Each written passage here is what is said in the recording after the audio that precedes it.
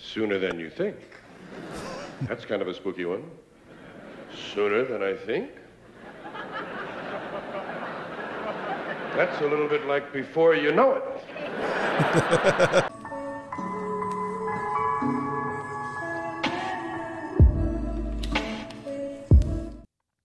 What's going on, everybody? My name is Polo, and today we're checking out a comedian by the name of George Carlin with a bit he did called Time. Now, before we get into the video, please like the video, subscribe, and hit that notification bell. That way you can stay up to date with my latest videos. By liking this video, that lets me know that you like content just like this. All right, so let's go ahead and get right into the video. Let's go. Does the time bother you? I get bothered by the time. Not so much the time itself, the people bother me for the time. People come up to me on the street. I'm sure you've had this happen to you. People come up to you and say, what time it is? Well, they might say, what time is it? I shouldn't get into these ballads. You've had people come up to you and say, what time is it? What time is it? As if you personally were responsible for keeping time. You know, I feel honored, first of all, that they thought I was the man in charge.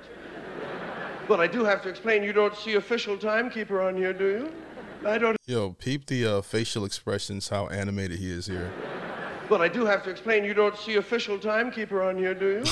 I don't have the time, of course not. Do you have the time? That's another way they say, do you have the time? I say, no. I don't believe I do. I certainly didn't have it this morning. Did you leave it somewhere? Well, do you have the time? No, I don't have the time. I use a little of it like everyone, you know. But I don't have it.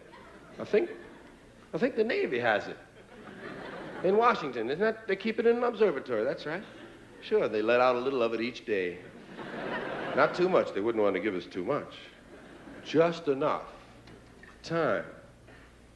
Sometimes they'll say, do you know what time it is? And I say, yes. A grumpy old man here. I love the way his brain works. Something tells me when he writes a lot of these jokes, he's probably under some sort of influence. All right. These are definitely questions that a normal person just doesn't, boom, just come out with. So that's just my first take on it. But so far, so good here. I hate to disappoint them, but there is no time. There is no time. I don't mean there's no time. I mean there's no time. When the hell is it? We made that whole thing up. There's no time. We made it up. It's a man-made invention, time. There are no numbers up in the sky. I've looked. They're not there. We made this stuff up. When is it? When the hell is it? When are we, I ask you? When are we? Sometimes we think we know where we are, but we don't really know when we are. When the hell is it? All the time zones are different. Every calendar you run across is different. They'll all give you a different answer. These are calendars. These are made to keep track of time. He's very hypnotic. Like the way he talks, he kind of hypnotizes you. You kind of hang on every word.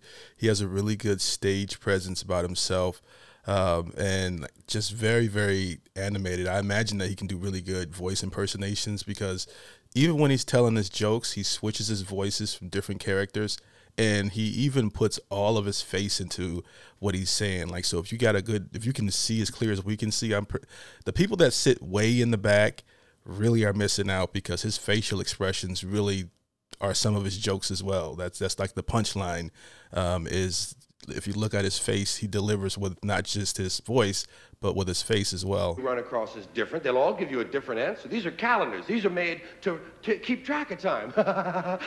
Everybody's got a different one. Chinese are way up there in the 5 and 6,000s. Hebrew calendars way up in the 5 and 6,000. We're up at about 1970 something shit. This ain't a couple of weeks these people are off. This is thousands of goddamn years that are missing, man. I mean, look at his face. Look at this. This is just incredible. How did they do that?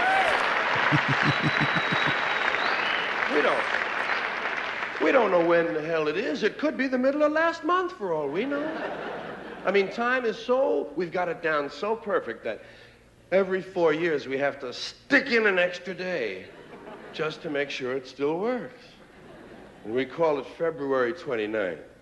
Bullshit, it's March 1st and I know it. It just feels like March 1st. You can't keep track of the time. What's the sense? Give you an example. There's a moment coming. It's not here yet. It's still on the way. It's in the future. It hasn't arrived. Here it comes. Here it is. Oh, shit, it's gone. That was brilliant. That was There's brilliant. no now. There's no now. Everything is the near future or the recent past. But there's no present. Welcome to the present. Wow. Gone again. It's just so imprecise. We don't even care to use the minutes and seconds and hours that we've been given. Everybody's very vague about the time. You say, what time you got? I got just after. Just after. Look, 3 different voice changes here. I mean, this guy's like a theater actor as well. He's like a comedian, an actor, but then he has this amazing brain as well, where he says things that we never, at least I never thought about it. I'm like, I never thought about it that way. Hours that we've been given. Everybody's very vague about the time. You say, what time you got? I got just after. Just after? He changed his voice 3 times. Jeez, I must be slow. I had going on. Going on. And where did that imprecision begin? Why is it we're not so sure? I know one of the clues that happened to me was when they started telling me about moments. When I was a kid, they were trying to teach me how to tell time, and of course you can't tell time. Time tells you. But they were trying. They were trying to show me. On the big hand, I said, I don't have a big hand. Never mind. Look at the clock, and the clock is so wonderful. There's so much emotion attached to a clock face. I hate digital clocks. Digital clocks rob me of all the emotional experience of the spatial relationships on that face of the clock. Isn't it true? I mean, don't you always feel that this half hour, when it comes down from 12 down to 6, goes by a lot quicker than this half hour when it has to come up fighting gravity all the way? Yes. I know, it does go a lot quicker. God. Oh, I got there. This guy is so, he gives his whole body to his act. It's crazy. Yeah. I'll tell you this, if I only have a half hour to live, I want it to be this one, man. I want to last just a little bit longer than that one, man. It's vague. That's all I'm saying. It's very vague how we treat time. We have all these wonderful expressions. We say now. Now is an interesting one. When? Now. You want that now? Yes. Well, would you like to try again? Wow. Or sometimes just now. Just now. Did you hear that? What? Just now. You must mean just then, don't you? Yes, just then. But there it goes again. When? Now? No, not now. No. This is definitely like the who's on first joke, if you know that joke, but really brilliant. Pardon me, do you have the time? When do you mean, now or when you ask me? This shit is moving, Ruth. We had a lot of these vague terms. Right away, immediately, at once, lickety-split, just like that, nothing flat, drop of a hat, no time at all. As quick as you can say, Jack Robinson. I'm sure you've done that to people. I'll be back before you can say Jack Robinson. Jack Robinson, you're not back. How about a jiffy? A jiffy. Or a flash. Which is quicker? A jiffy or a flash? Flash. I think there are 2 flashes in a jiffy myself. But God knows how many jiffies there are in 2 shakes of a lamb's tail. And why did they use 2 shakes of a lamb's tail? What's wrong with the basic unit of measurement? 1 shake of a lamb's tail. We can do our own arithmetic, thank you. Belched a little there. Tried to swallow that one. Then we have words like soon. Soon. That's a very emotional word. There's a lot of potential for drama in that word soon. Soon. Soon. Is your mother coming home? Uh-huh. When? Soon. Real soon. As soon as she can.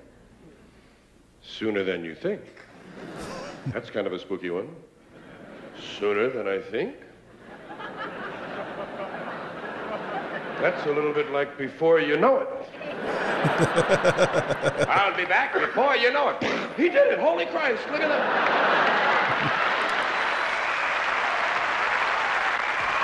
That was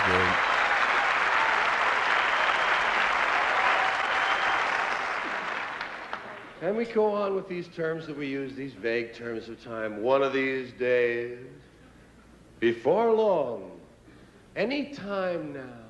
Well, that's true. Everything's going to happen any time now.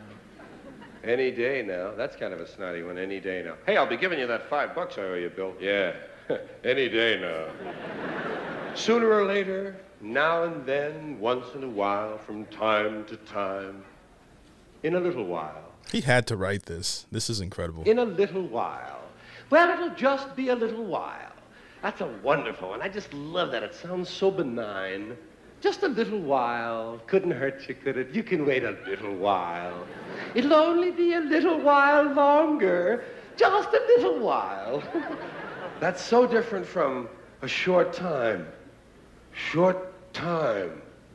Sounds almost terminal, doesn't it? You only have a short time. Whereas you have a little while. Oh, I'd rather have a little while than a short time.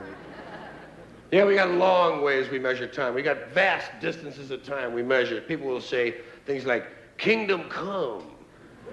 I'm going to be standing here till kingdom come. The way he changes his voice up, it's crazy. I couldn't even think of that many references of time. A little while, all these things that he even compiled all of these and put, the fact that he can think of that is crazy. I didn't even know how many references we had, like sooner or later, now and then. And he just sat down and wrote all that down. It's crazy. A little while. Oh, I'd rather have a little while than a short time. Yeah, we got long ways we measure time. We got vast distances of time we measure. People will say things like, kingdom come. I'm going to be standing here till kingdom come. I love this impersonation. Shit, I don't have that on my watch. Doomsday, you say? Doomsday. Till the cows come home. Well, that's an easy one to understand. That's long about dusk, isn't it? If you leave them out overnight, they burst. Nice. Here's a long period of time, forever. Some people will tell you, guys, say, I've been standing on this line forever. Look at this, Dave. This man has been standing on line forever. He looks fairly fresh to me.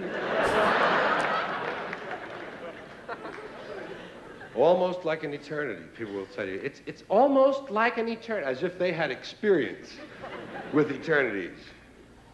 Now, you must have a favorite period of time. I have some favorites. I just want to try a few of them on you. It isn't easy to select a favorite period of time, so many of them are attractive, but there are little periods of time that, that you might relate to. Of course, the most basic period of time, I feel, is 5 minutes. That seems to be the one everyone chooses. If they need to think of a period of time real quickly, they just go, 5 minutes, just 5 minutes. I'll be there in just 5 minutes. Give me 5 minutes, would you please? Would you just give me 5 minutes? Were you kidding me? I could fix that shit in 5 minutes. 5 minutes. That's all most people want, 5 minutes. A good, solid, nice period of time. You can do anything for 5 minutes, can't you? I mean anything. Even things you really hate. You could probably do it for 5 minutes, man. Hey, let's go talk to Ted. Are you kidding? Ted's an asshole. Look, just 5 minutes, huh? Okay, let's give it 5 minutes. Not 10. 10 I can't make. Now you're getting into double digits. You're starting to fool with my head. Time. 5, 10 minutes. 15 minutes is popular. You hear 15 quite a bit, but it's sort of an institutional one. It's kind of an official time period. 15 minutes. Has a touch of regulatory quality to it, doesn't it? It sounds like something you're not supposed to do or have to do for 15 minutes. 15 minutes. I like 20 minutes. Doesn't that sound free compared to 15? 15 minutes. 20 minutes. I'll be back in 20 minutes. Gosh, what's he gonna do? All right, so a couple big things that I took away from watching this for the first time. The first thing I noticed about George Carlin here in this bit was he seems to take his craft extremely serious. It's easy to tell that the guy spent a lot of time in the lab writing and perfecting his jokes, also switching up his voice, performing the jokes, the timing, everything on par. But the thing that I noticed the most is that he's able to do a lot of different things that some comedians can only do one of. Like, for instance, he's not just good at voice impressions. He's also good at making his face animated to match it. And then he's also good at keeping the audience attention. He's able to keep the engagement going. You kind of hang on every word that he's saying.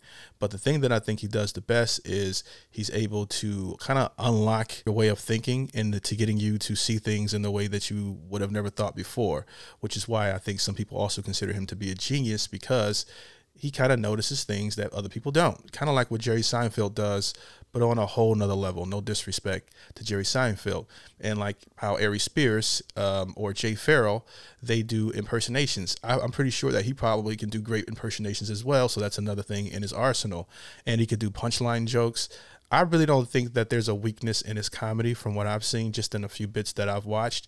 So I can easily see why he's considered to be the GOAT. I really, really enjoyed this. The writing that he did with this was phenomenal, and I definitely will be watching it a few more times. Guys, if you like this video, don't forget to like the video, subscribe, and hit the notification bell. Check out my Patreon below. Hope you guys have a great day. Peace.